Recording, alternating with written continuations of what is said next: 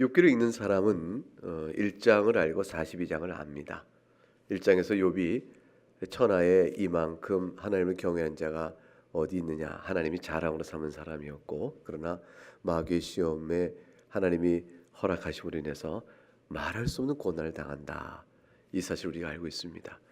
그럼에도 불구하고 욥은 결말에 오늘 읽었던 42장처럼 갑절이나 더 큰 복을 여호와께로부터 받는 그런 결국을 이뤘다는 사실을 압니다.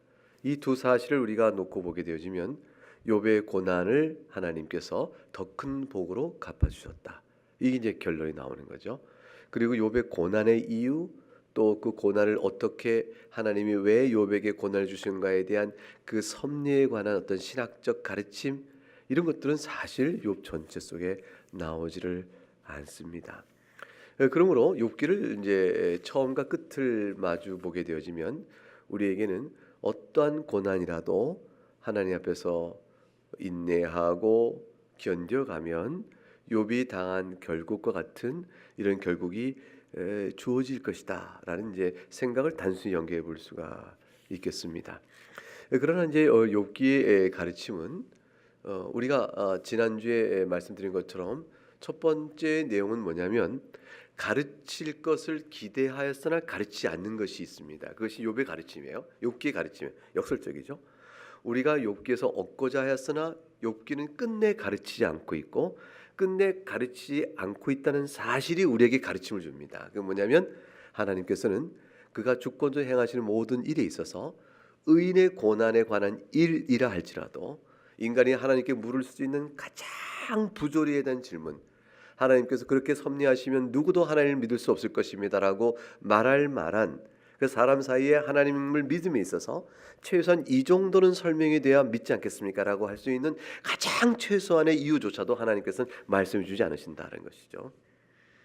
그 까닭은 우리를 맹목적 신앙에 이끌기 위함이 아니라 우리의 위치가 그렇습니다. 피조물이라는 위치가 하나님께 물을 어떤 권리나 또는 존재 이유를 갖지 못하고, 이게 존재론적인 차이예요. 두 번째는 뭐냐면 하나님께서 말씀해 주면 인간이 순종으로 받느냐, 그렇지 못하다는 것입니다. 인간은 하나님께서 미리 우리의 행할 바 장래 일을 밝히 보이셔서 오늘 너의 이 모든 일들은 장래 이 일을 위한 것이라, 이 고난은 장래 이 영광을 위한 것이라 아무리 말씀해도 사람은 그 고난 자체를 참아내지 못합니다. 그리고 그 영광에 대하여 영광이 이를 만한 자기가 원하는 길을 제시하게 돼 있어요. 인간은 끝까지 하나님을 판단하는 죄악 가운데 거합니다.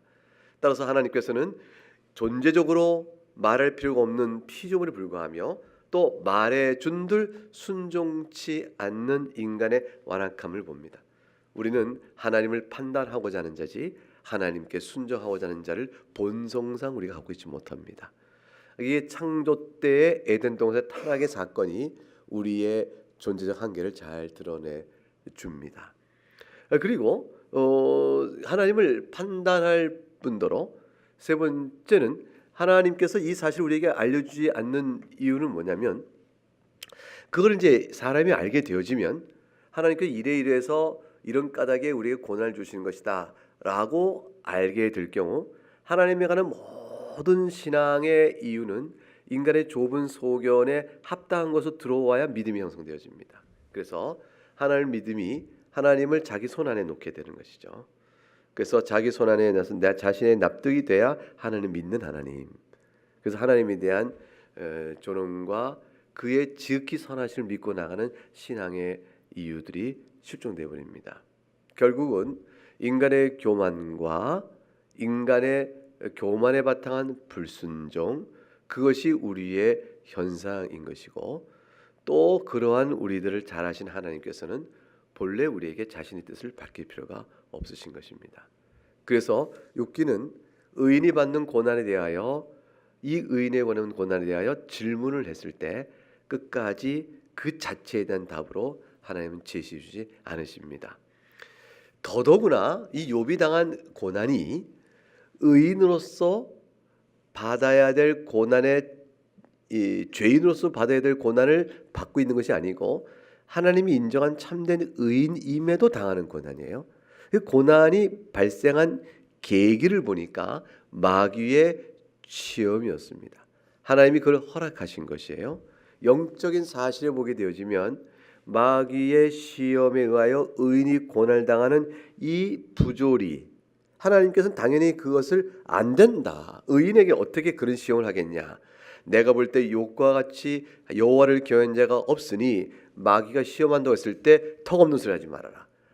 저 악한 자여, 욥과 같이 못한 자들에게 마귀가 가서 추동하고 시험하는 것은 내가 허락하겠으나 내 종 욥은 이와 같은 자가 없은즉 마귀 네가 손댈 자가 아니라 하고 욥을 보호하지 않으신 거죠. 우리 생각에는 욥을 보호해야 되는 거, 하나님께서 마귀의 시험에 대해서 그렇지 않다, 욥은 그렇게 될 자가 아니다라고 의인된 욥을 보호하셔야 될 것 같으나 하나님께서는 그렇게 하지 않으십니다. 도리어 요 마귀의 시험이 욥이 하나님을 믿는 것이 하나님 자신 때문이 아니요 하나님께서 욥에게 주신 복 때문이니 그런 복을 받고서야 누구라도 하나님을 섬기지 않겠냐라는 도전 앞에서 그런가 욥에게 그것을 빼앗아 봐라, 과연 욥이 그런가 보자라고 시험을 허락하십니다. 그러니까 사실은 이 시험은 욥이 처음부터 알았다면 견디기 어려운 것이죠. 하나님 왜 그런 시험을 저에게 주십니까? 하나님 그렇게 안 하셔야 되는 것이죠. 선하시다면 제가 지켜온 신앙적 지조와 의 앞에서 칭찬으로 더하실 분이시지 그런 장난질 같은 그런 시험을 저에게 줄 수 있습니까? 하나님은 선하지 않으십니다라고 묻게 돼 있는 거죠. 욥에게 그 질문의 기회를 하나님 주지 않으시는 거예요. 밝히 보이지 않으십니다. 그리고 그 일은 겪게 합니다. 근데 하나님께서는 모든 일을 통하여 오늘 마지막에 있어서 결국은 하나님의 지극히 선하심이 오늘 마지막 부분에 드러나십니다. 이것은 지혜의 또 다른 차원인 것이에요. 이렇게 묻고 이럴 수 있습니까? 라는 차원 속에서 하나님은 또다시 내가 왜 그러냐면 나중에 더 복을 주려고 한 거니까 그 이해하고 네가 그냥 받아라, 이렇게 설명 안 하십니다. 욥에게 요구되는 것은 이 모든 고난 가운데서 그가 하나님을 어떻게 바라보며 하나님께서는 그를 어떻게 다루가신가를 잠잠히 기다리는 일이 욥에게 신앙적 과제로 주어집니다. 우리는 이제 시작과 끝을 아는 사람으로 이 욥의 광경을 다 지켜본 사람들이에요. 지금 이렇게 욥의 모습을 보고 있는 거죠. 시작도 알고 끝도 알아요. 우리는 대본을 미리 다 본 사람들입니다. 그리고 이걸 지켜봅니다. 내가 욥이라면 어떡할까? 내가 욥이라면 어떡할까? 이제 이렇게 되는 과정 속에서 지금까지 지켜온 것입니다. 자, 하나님께서는 비탄에 젖어서 말할 수 없는 고난을 겪은 욥에게 더 없는 기쁨의 회복을 주셨습니다. 그런데 이 회복을 주신 하나님의 지극히 선하심과 그 능력을 우리가 찬양하겠지만 하나님의 지혜는 어떤 것이냐는 것이에요. 이 섭리는 사실 지혜로 풀어져 가거든요. 모든 섭리는 지혜의 문제입니다. 왜 하나님은 우리에게 이 일을 주셨을까? 내 인생 중에 하나님은 왜 나를 이렇게 이끌어 가실까? 하나님은 왜 나를 넘어지게 하셨을까? 하나님은 왜 나를 세우실까? 이 모든 것들은 왜라는 것은 다 하나님의 지혜를 묻는 겁니다. 하나님 이것이 왜 필요한 것이죠? 이게 지혜 문제입니다. 하나님 이것은 왜 좋은 것이죠? 지혜 문제예요. 왜냐하면 우리를 사랑하시는 하나님의 궁극적 목적에 이 일이 왜 연관되는 것이 왜 필요한 것이냐 말이에요. 이걸 묻는 거거든요. 결국은 목적에 가장 합당한 수단을 결정하는 그 결정을 지혜의 문제로 보는 겁니다. 그 사람 참 지혜로우셔서 그때 그걸 한 것은 잘 선택했어. 왜냐하면 그게 목적이 이럴 때 이렇게 좋은 줄 몰랐거든. 우린 지혜가 부족하여 그 사람이 그런 선택을 알지 못했는데 나중에 결과를 보니 그게 맞더라고. 이게 모두가 지혜의 문제인 겁니다. 결국 우리는 하나님을 믿고 의지할 때, 살아계신 하나님이 우리 인생을 통치하시고 역사를 다스려 가실 때 우리는 한 가지, 하나님의 지혜를 묻습니다. 자, 하나님께서는 욥을 분명히 고난 속에 있는 욥을 복을 주셨어요. 배나 갑자기 복을 주셨단 말이죠. 근데 이 복을 주시는 이 과정 안에서 하나님 어떤 지혜로 욥을 그렇게까지 주셨을까요? 욥에게 주고자 하시면 결국 이 갑절에 더 큰 복 때문에 졌을까요? 여러분 거꾸로 생각해 보는 거죠. 하나님 저는 그 갑절에 대한 복을 받지 않기를 원합니다. 차라리 처음부터 시험이 없었으면 좋겠어요. 난 처음에 욥의 상태를 충분하고 만족합니다. 저에게 무슨 이 시험을 다 주셔서 나중에 이 갑절의 복을 더 주려고요. 제가 이 갑절의 복이 정말 만족스럽고 최고라면 하나님 좋아요. 저 그거 받기 위해서 하나님이 저의 인생을 이렇게 고난 속에 내주신 것, 그게 지혜로 제가 인정하겠습니다. 왜냐하면 너무나 좋은 걸 받았으니까.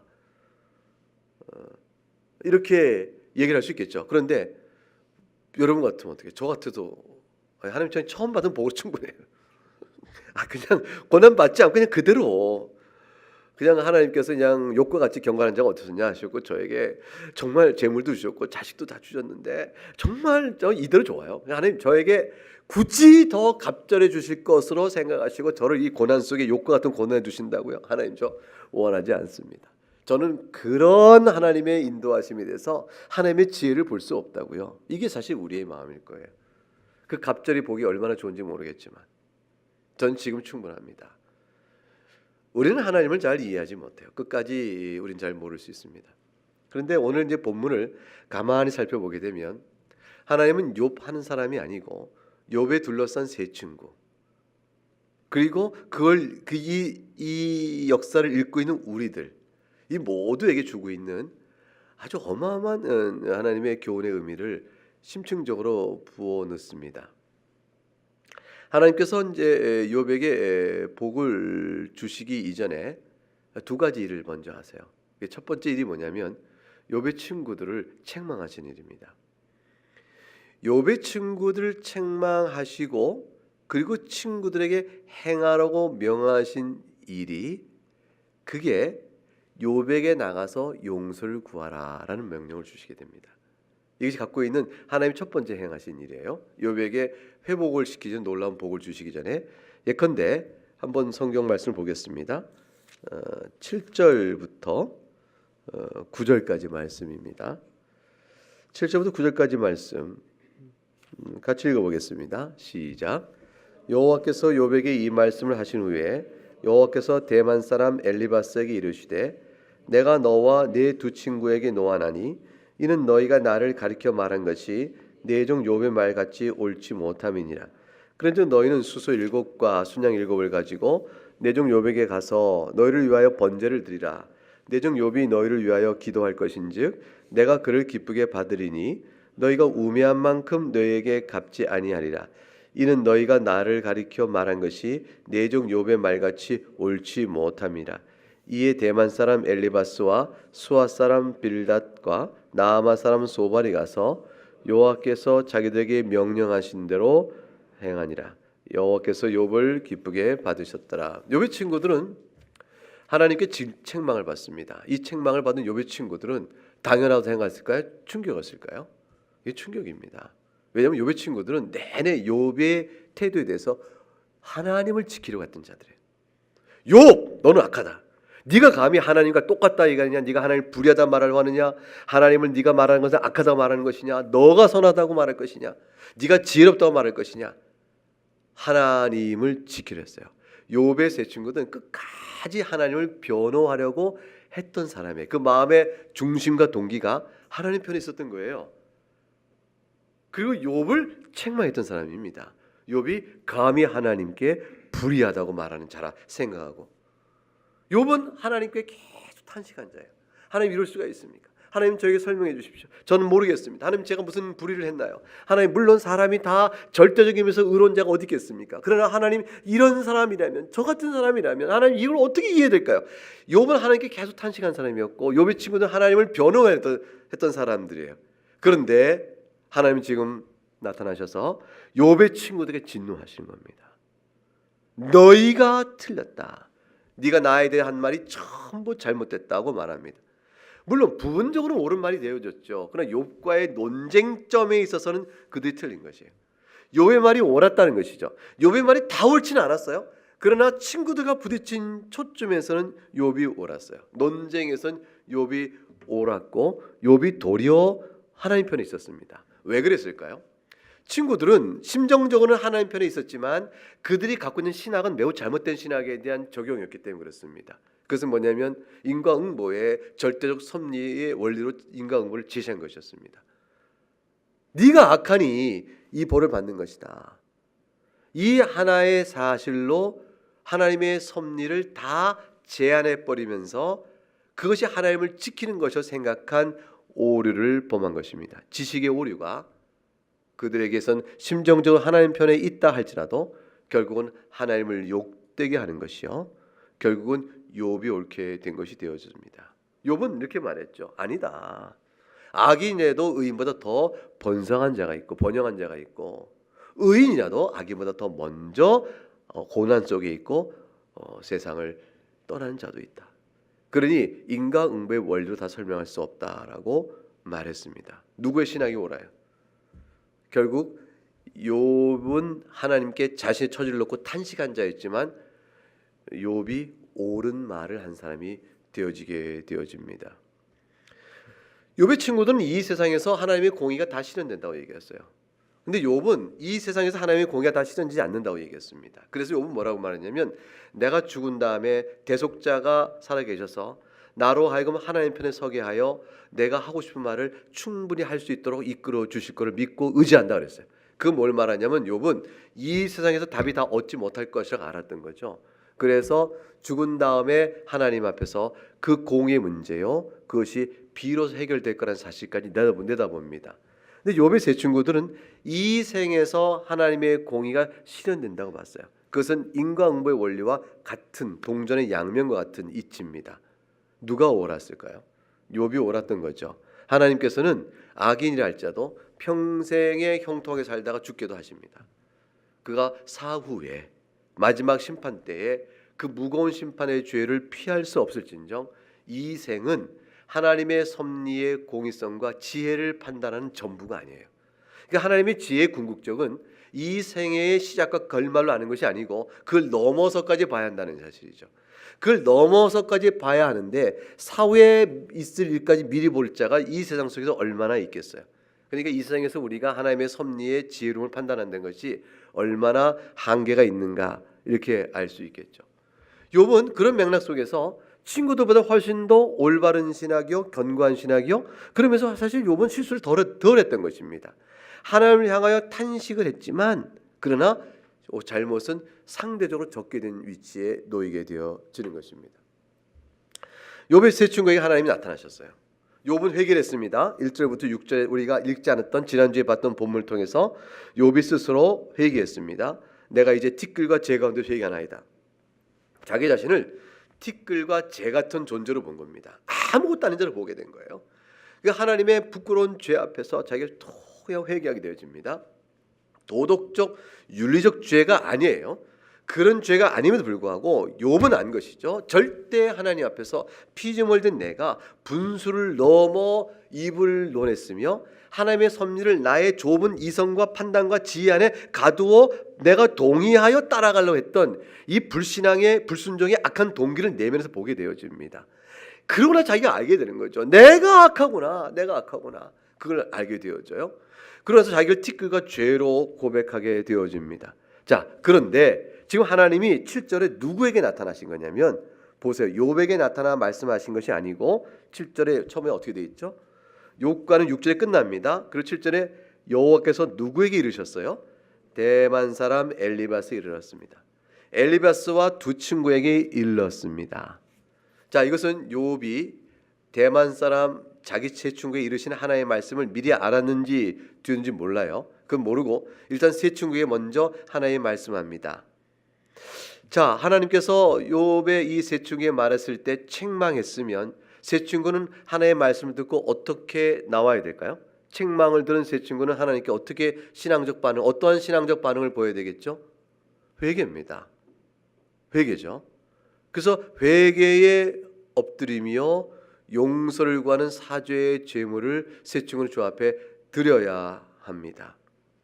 그런데 하나님께 책망을 받고 이 세 친구가 골방에 들어가 금식하며 회개 기도하였더라 이렇게 나오면 좋은데 하나님께서는 그렇게 안 하시고 이 세 친구들에게 참으로 하기 어려운 명령을 내립니다. 그 뭐냐면 욥에게 가서 제물을 들고 가 용서를 빌고 나에게 제사를 해라 그렇게 명령하시는 거예요.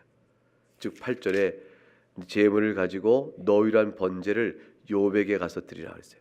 욥이 너희 번제를 가지고 받고 하나님께 나에게 기도할 터인데 그때의 욥의 기도는 너희의 어리석은 것을 갚을 만한 죄값대로 갚지 않고 그 어리석음을 면할 수 있는 제사의 기도를 나한테 드릴 것이라. 하나님 그렇게 명령합니다. 그 세 친구들을 어디로 보내요? 욥에게 보냅니다. 이게 욥 친구에게는 어떠한 상황으로 다가오게 될까요? 견딜 수 없는 자존심 문제예요. 여지껏 욥을 향하여 자네가 손가락했던 세 친구가 지혜를 다해 손가락했던 친구들이 동서고금의 지혜를 다 가지고 쏟아부었던 자신들이 하나님의 책망을 받고 자신의 어리석음과 무지를 인정하며 욥에게 용서를 구하러 가야 되는 상황인 거예요. 하나님은 세 친구에게 그들을 명합니다. 욥에게 가서 용서를 구하라. 지독히 수치스러운 일을 그들에게 자존심 상하지만 명합니다. 이것은 욥의 세 친구의 회개의 열매를 보자 하시는 거예요. 결국 욥에게 범한 모든 그 악행에 대하여 하나님이 그들의 어리석음을 책망하셨을 때 그들이 욥에게 들어가 회개의 표를 나타내므로 하나님께 대한 표를 나타내 보이는 겁니다. 만약 세 친구가 이걸 거부해 버렸으면 하나님께는 회개하겠으나 욥에게 못하겠다 그랬으면 더 이상 그들은 하나님께 회개를 한 것이 아닌 게 되어지죠. 욥이 지금 어떤 상태입니까? 1. 온몸에 종기가 나 기왓장으로 자기를 긁어했던 상태 그대로다. 2. 욥의 몸은 깨끗한 어린아이 살처럼 피부가 아름답게 바뀌어졌다. 1번이에요? 2번이에요? 1번 여전히 좀 종기가 난 더럭더럭한 상태입니다. 욥의 몸이 회복된 상태가 아니에요. 그러니까 하나님께로부터 책망을 받은 그 친구들이 하나님 앞에는 엎드릴 수 있지만 돌이켜본 욥은 아직도 죄인의 모습이 아직도 비참한 상태의 모습이에요. 근데 그 욥에게 가야 되는 거예요. 명한 죄물 들고 욥 용서하게라. 우리가 무식하고 어렸더라. 이거를 욥에게로 가야 하는 일을 하나님 명하신 겁니다. 왜 그랬을까요? 그 친구들은 욥에게 갑니다. 그 친구들이 욥에게 찾아갔을 때 여러분 생각해 보세요. 자신들이 멸시하고 하나님을 모욕하는 자요 신성 모독하는 자라고 말했던 자기 눈에 보기에 말할 수 없이 비참해진 자에게 하나님의 용서를 받도록 중재하여 기도해달라고 그에게 찾아가 제물을 드려야 돼요. 이 모습이 오늘 이 본문을 읽는 우리들에게 어떻게 다가올까요? 유대인들에게는 어떻게 다가올까요?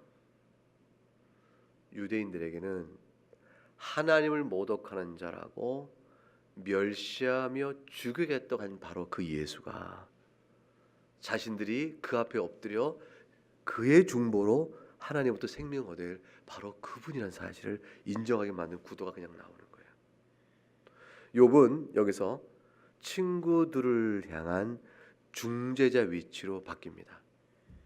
가장 멸시했던 자, 가장 하나님을 모독하는 자라고 하나님 편에 정죄했던 바로 그 자가 사실은 역설적으로 친구들을 위하여 중재의 기도를 드릴 그들의 생명의 줄기였던 거예요. 이게 바뀝니다. 하나님은 이 말씀 속에서 우리에게 어마어마한 사실을, 복음적 사실을 우리에게 마지막 묘한 구도의 일치 속에서 우리에게 음성을 들려줍니다. 세상에 있는 많은 사람들이 예수를 욕합니다. 예수 믿기 전에 얼마나 많은 사람들이 예수를 흉보고 기독교 교회를 욕해요. 그러나 그들이 손가락이 있던 바로 그 기독교, 그들의 손가락이 있던 바로 그 교회, 그들이 없애겠던 바로 그 예수, 그 발 앞에 엎드리지 않는 한 아무도 못 삽니다. 우리는 하나님 앞에서 율법의 정죄 아래 말할 수 없는 책망을 받을 그런 비참한 존재들이에요. 우리가 손가락이 있던 그분을 통해서만 우리가 삽니다. 그 욥의 온 종기는 이사 53장에 나왔던 예수 그리스도, 우리의 허물 때문에 상함을 입은 자요, 우리의 죄악 때문에 징계 채찍을 맞은 자, 그 자의 모습과 똑같은 모습으로 친구들 앞에 욥이 떠오르는 겁니다. 이 일은 욥은 예수 그리스도가 아니기 때문에 예수 그리스도 아닌 욥은 친구들이 자신에게 재물 들고 용서를 구하러 왔을 때에 욥은 그를 받아줘야 돼요. 이건 욥에게 있어서는 또 다른 우리의 적용 측면입니다. 욥은 그 친구들을 용납할 밖에는 아직은 이른 상태, 자기 아무런 회복이 없어요. 자기는 지금 오직 자신의 비참한 상태 속에서 하나님께 죄를 토설하고 회개의 눈물을 흘렸을 뿐 하나님께서 아직 아무것도 욥에게 해주신 게 없어요. 그런 상태 속에서 자신에게 재물 들고 찾아오는 그 친구들을 용서해야 합니다. 그게 바로 하나님께서 욥을 회복시키기 전에 주어지고 있는 두 번째 일입니다. 첫 번째 일은 친구들을 징책하고 욥에게 회개하도록 이끌어 가시는 일이요. 그 구도 속에서 친구들 모습에 우리 모습이 있고 욥의 모습 속에 그리스도의 모습이 있습니다. 이제 욥에게 하신 일이 있습니다. 그 욥의 모습 속에 다시 우리의 모습이 들어갑니다. 이게 또 다른 적용이죠. 욥에게는 하나님께서 시험을 하시는 거죠. 친구들을 용서로 받겠느냐, 친구를 용서하겠느냐 라는 시험의 자리에 욥은 서 있습니다.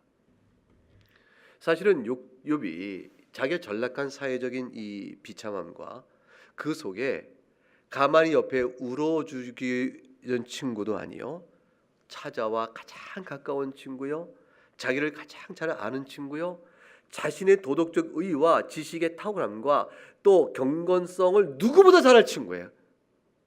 그 친구 세 사람에게 가장 큰 배신을 당합니다. 자신에게 원수당한 자가 찾아와서 너 이랬다면 욥이 어떻게 돼요? 그럴 수 있겠죠. 나 원수진 자니까. 근데 가장 잘하는 사람이, 가장 우정을 나눴던 사람이, 그 당시 당대에 욥과 더불어 지역에 가장 뛰어난 자요 방불한 자로 어울려 사귐을 가졌던 가장 친한 벗이에요. 근데 그 자리에 찾아와서 가장 욥을 변호해 줄 만한 사람, 세상이 다 욥이 죄악을 범하여 저렇게 당했다라고 말할 때 아니라 우리가 욥을 모르느냐 보라 내가 욥을 안다. 엘리바스 내가 말하노라, 빌닷 내가 말하노라, 이렇게 말하면서 자신들이 욥을, 자신의 명예와 권리를 가지고 욥을 변호해 줄 친구, 그 셋이 있다면 이 세 친구세요. 엘리바스, 빌닷, 또 누구죠? 한 사람이? 소발. 이 세 사람이야말로 자기를 지켜줄 변호할 이 세상의 유일한 친구들이잖아요. 그 셋이 완전히 등을 돌려버리죠.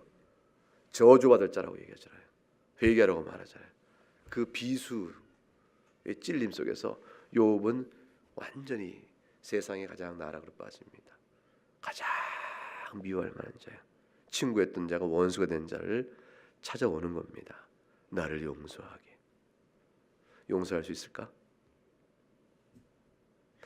하나님께서는 욥에게 그 친구의 용서를 받고 그 친구를 사랑하여 그들을 위하여 축복할 수 있겠냐고 물으시는 겁니다. 성경에 보게 되면 원수를 원수로 갚지 말라 하셨고 악을 악으로 갚지 말라 하셨습니다.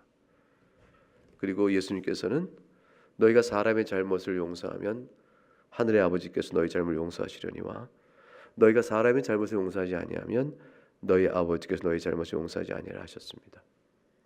우리가 사람의 잘못을 용서하는 것을 조건으로 삼아 그 행위가 공로가 되어 우리가 용서받는 뜻은 아닙니다. 이 말씀은 정녕 자비로우신 하나님의 용서를 네가 아느냐라는 것이에요.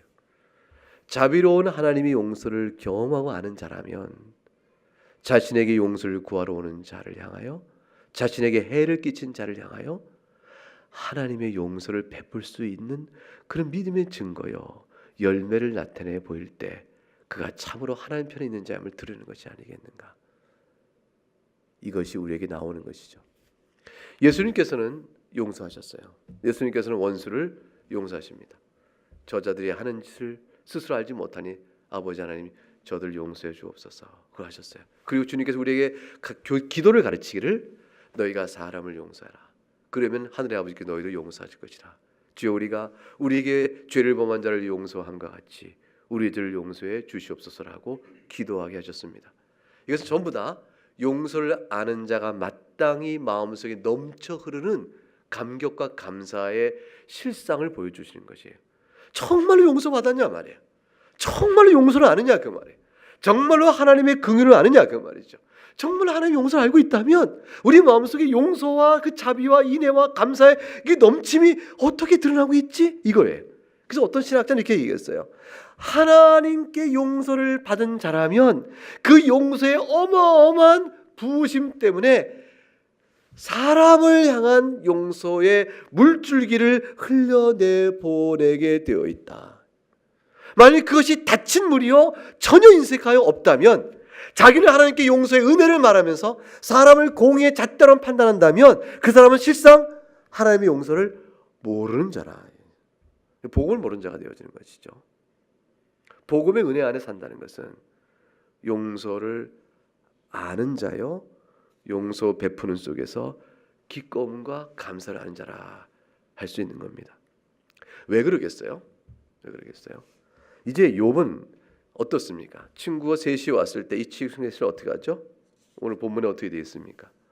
욥이 9절 마지막에 욥을 하나님께서 기쁘게 받으셨더라 되어 있어요.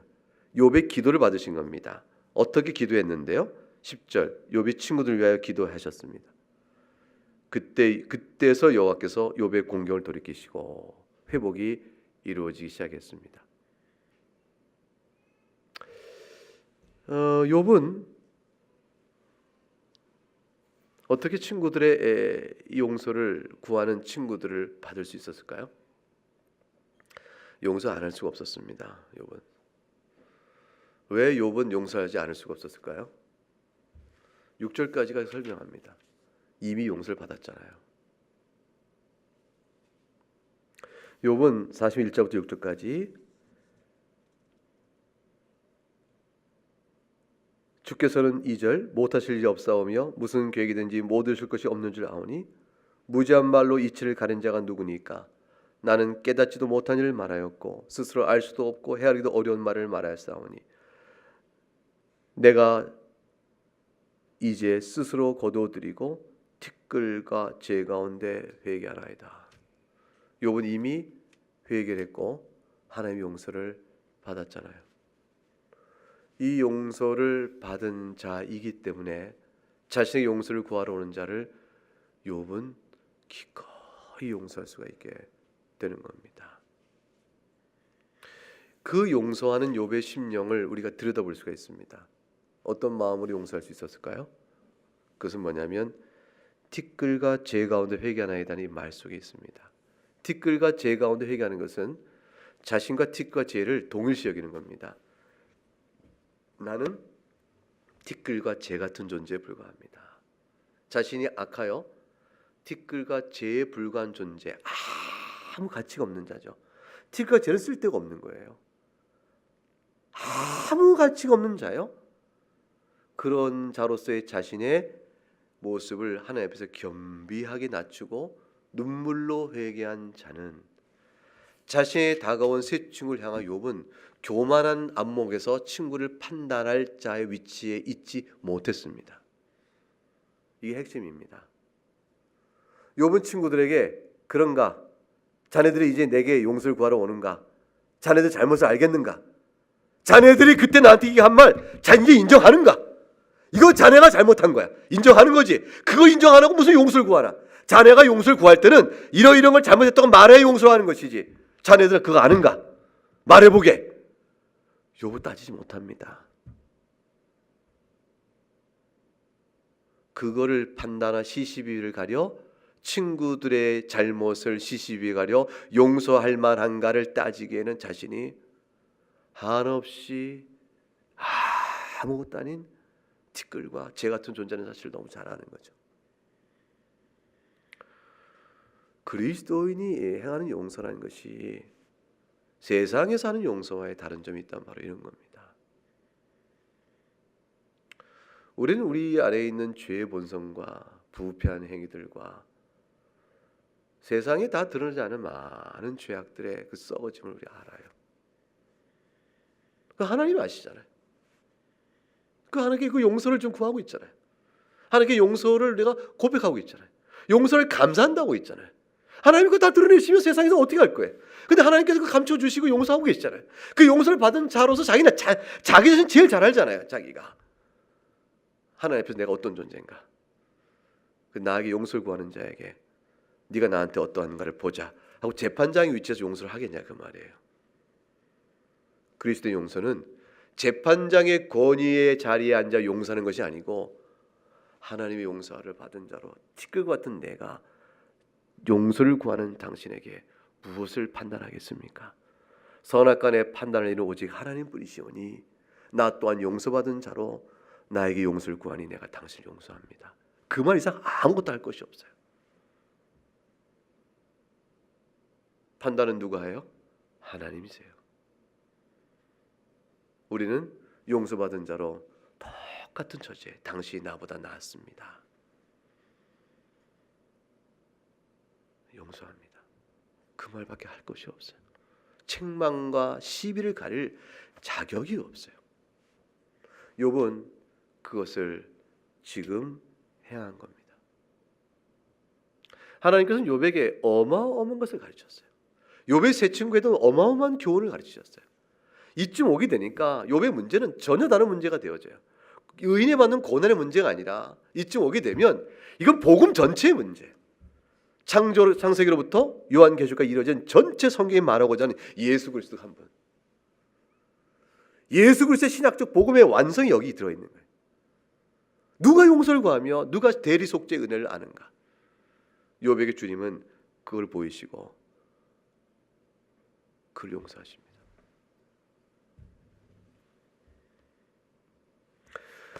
그 은혜를 입고 욥은 이제 아무것도 없이 조건 없이 친구들의 제사의 제물을 받아 하나님께 올려주며 중보자여 중재자의 위치에서 그들을 위한 축복의 기도를 해주게 됩니다. 하나님이 그를 기뻐하셨습니다. 어떤 기도를 했을까요, 욥이? 친구들에서 어떤 기도 했을까요? 한번 생각해 보세요. 추측해 보세요. 어떤 기도를 했을까? 욥이 하나님 아버지, 저들이 주께 범죄하여 또한 내게 악을 행하였으나 그 모든 이제 주 앞에서 회개합니다. 저들이 알지 못하여 한 것이오니 용서하여 주시옵소서. 예수님께서 스데반 집사님이 기도했던 것과 같은 기도 내용이죠. 저들이 행하는 바를 알지 못하오니 저들을 용서하옵소서. 모르고 아니리라.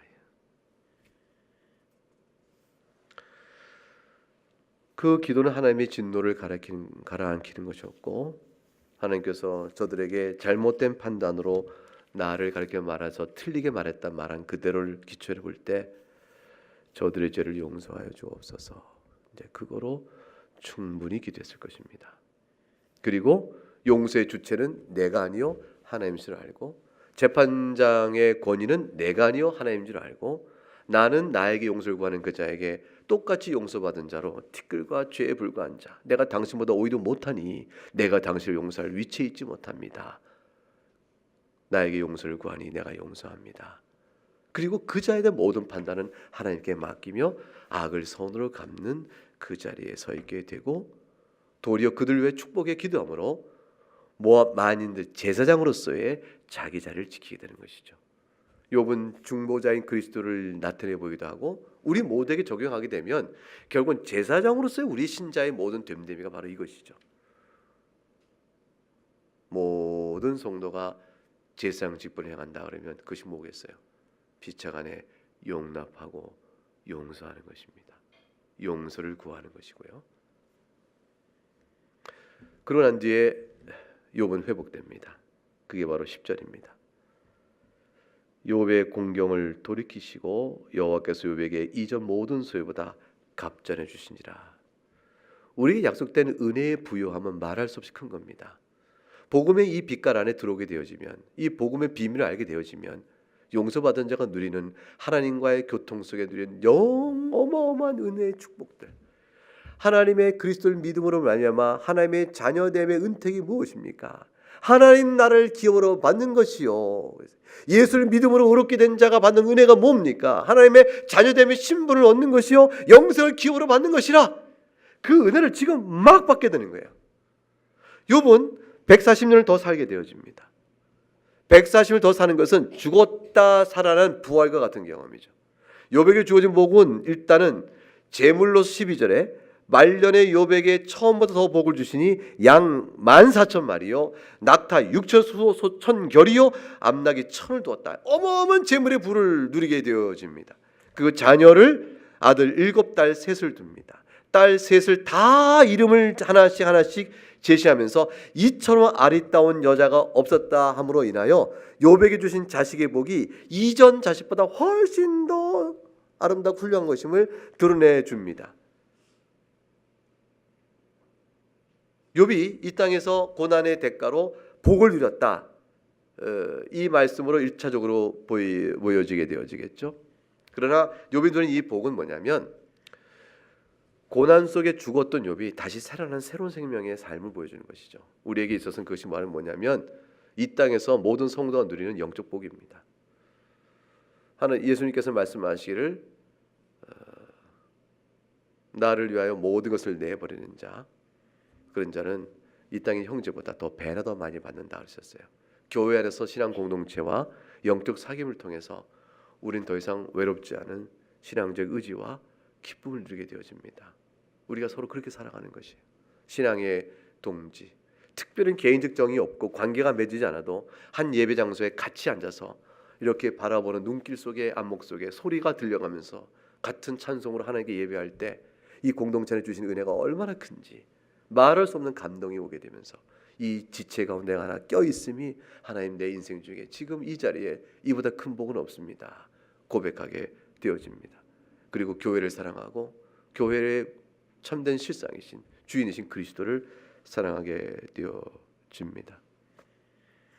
그리하여 욥은 이 모든 과정을 통해서 잘못된 신학이 교정받고 어리석음은 수치를 당하나 겸비한 마음으로 돌아오게 되어지며 하나님 무궁한 긍휼로 인해서 회복된 순결을 맛보게 되어집니다. 하나님의 이름과 영광이 마귀의 조롱과 조소를 물리치고 실제로 하나님이 과연 옳으십니다가 드러나게 되어집니다. 욥은 이제 마음껏 이전과는 다른 차원에서 하나님을 찬송하게 되어집니다. 욥의 이 신앙은 여호와가 보시기에 이 욥처럼 여호와를 경외하는 자가 이 세상에 없다 한 그 칭찬의 신앙보다 더 높고 아름다운 차원으로 올라와 있어요. 이전의 욥과 지금의 욥은 비교할 수 없는 하나님과 교통의 행복 가운데 있게 되어집니다. 결국 욥기 전체는 뜻밖의 하나님에 관한 한 가지 교훈을 말합니다. 하나님의 인색함, 하나님의 침묵, 하나님의 어미로움, 하나님의 냉정함, 그것이 아니고 전혀 다른 측면에서의 욥기 결말이 나옵니다. 야고보서 5장을 보세요. 야고보서 5장 11절.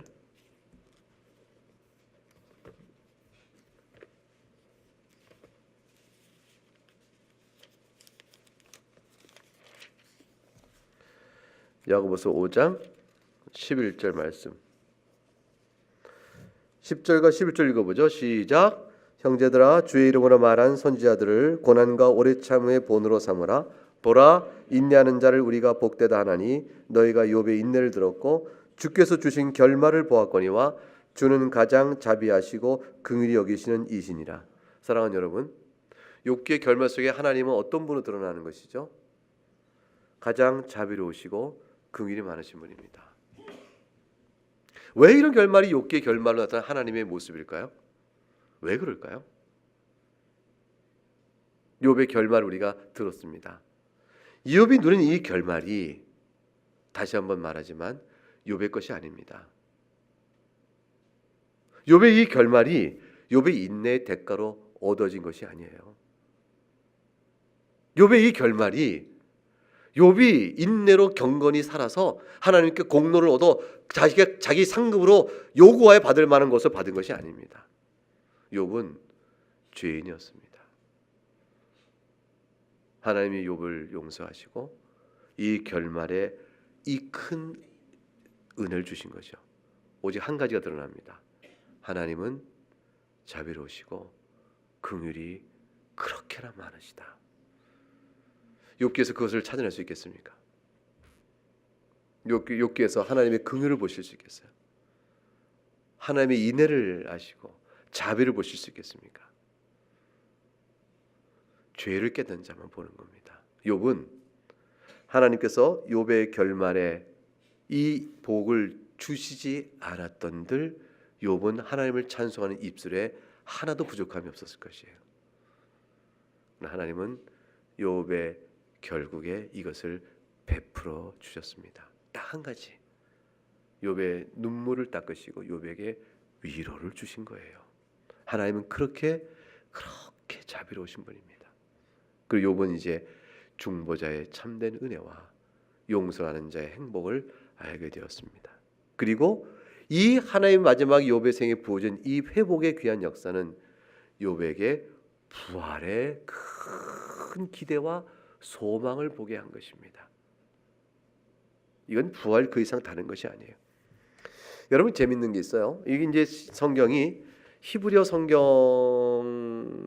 우리가 번역돼 이렇게 돼 있는 건데 히브리 성경을 그리스어 헬라어로 번역한 70인역이라는 우리가 이제 이름이 그렇게 되어 있는 그 번역 성경이 있습니다. 번역 성경의 욥기 마지막은 42장 17절 욥이 늙어 나이가 차서 죽었더라고 끝나지 않아요. 그 뒤에 이만큼의 더 한 장에 가까운 양이 쭉 더 있어요. 사본 이제 70인역이 번역할 때 어떤 히브리어 원본을 썼느냐에 따라 다른 거죠. 그러니까 히브리어 성경으로 되어 있는 우리의 히브리어 성경은 이것이 가장 원본에 가깝다고 추려진 것을 번역했지만 이것을 히브리어 성경 그리스어로 번역한 70인역은 그 당시 우리가 썼던 히브리어의 사본보다 다른 사본도 또 사용했죠. 그거는 욥기가 더 길어집니다. 그때 17절에 욥이 늙어 나이가 차 죽었더라. 그 다음 문장이 뭔지하면 이것입니다. 욥이 나이가 차 죽었더라 뒤에 이어진 문장은 주님께서 부활하게 하신 자들과 함께 욥은 다시 부활하였더라. 그 문장이 문장 더 붙어요. 이건 굉장히 이제 재밌는 거죠. 우리가 70인역은 번역본이다 해서 우리가 이렇게 채용 안 했지만 실제로 70인역은 신약 시대 때 많이 읽혔던 구약의 성경들입니다. 사도 바울께서도 히브리어 원문이 아니라 70인역의 번역에서 인용도 하시고 그러세요. 이거는 의미심장한 얘기죠. 욥이 늙어 나이가 차서 죽었더라로 마침표가 아닌 거죠. 이 죽은 욥은 이제 뭘 바라보고 죽었을까요? 한평생 살았어요. 이제 욥이 이 생을 살았습니다. 잘 살았어요? 고난을 받았어요. 고난 끝에 140일 더 살며 이걸 다 봤어요. 욥은 마지막에 한 인생 마치 죽었더라 할 때 그의 눈 속에 뭐가 있었을까요? 난 이제 한평생 만족하다. 난 됐다. 누구보다 괜찮게 살았다. 그걸로 끝 이랬을까요? 욥이 바라봤던 한 가지. 내 인생 속에 주신받은 긍휼과 자비로 다시 새 생명 주신 하나님. 그 하나님께서 내 육체를 다시 살리셔서 그날의 하늘 본향과 영원한 하늘나라로 나를 이끄실 것이라. 이 인생이 고난이라 할지라도 우리를 불쌍히 여기신 하나님의 용서로 산 자는 이 땅에서 내 마지막 노년의 140년을 맛봤던 것과는 비교할 수 없는 새 생명의 영광을 그의 나라에서 보게 될 것이다. 그의 나라에서 보게 될 것이다. 이걸 욥은 마음에 두고 감사함으로 부활 소망을 갖고 세상을 떠났을 것입니다. 이게 욥의 신앙입니다. 이 신앙이 여러분의 신앙이잖아요. 오늘 우리의 신앙이잖아요.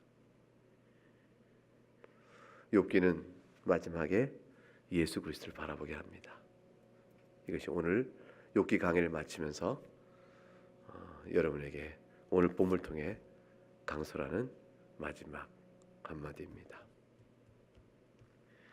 찬송하겠습니다.